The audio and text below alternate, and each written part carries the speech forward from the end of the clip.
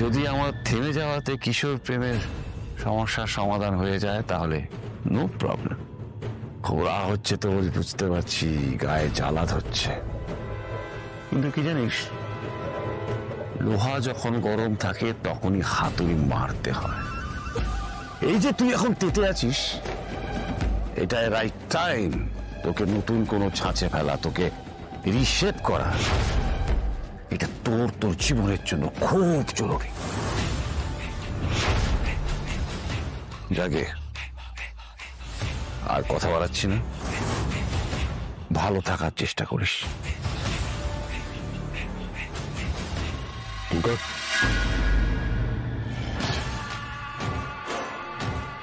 হুকুম করুন। এই যে ছেলেটা হিন্দল, হ্যাঁ, যার সঙ্গে অপর্ণার বিয়ে হচ্ছে, তার সম্বন্ধে সমস্ত ডিটেল আমার চাই। আমাকে ডিটেলটা একটু জোগাড় করে দে। কি স্যার, কি স্যার, এটা তো কথার খেলাপ হয়ে গেল। এটা তো আমাদের অফিসের কোনো কোম্পানির কোনো অফিসিয়াল কাজ নয়।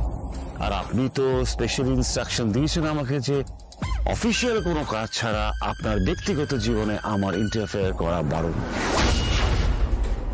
আমাকে এখান থেকে বাদ দিন প্লিজ। নাটক করিস না, নাটকটা বন্ধ কর। নাটক করছি না, আপনি যেটা আমায় বলেছেন আমি সেটা আপনাকে মনে করিয়ে দিচ্ছি। তুই করবি না কাজটা, রিফিউজ করছিস।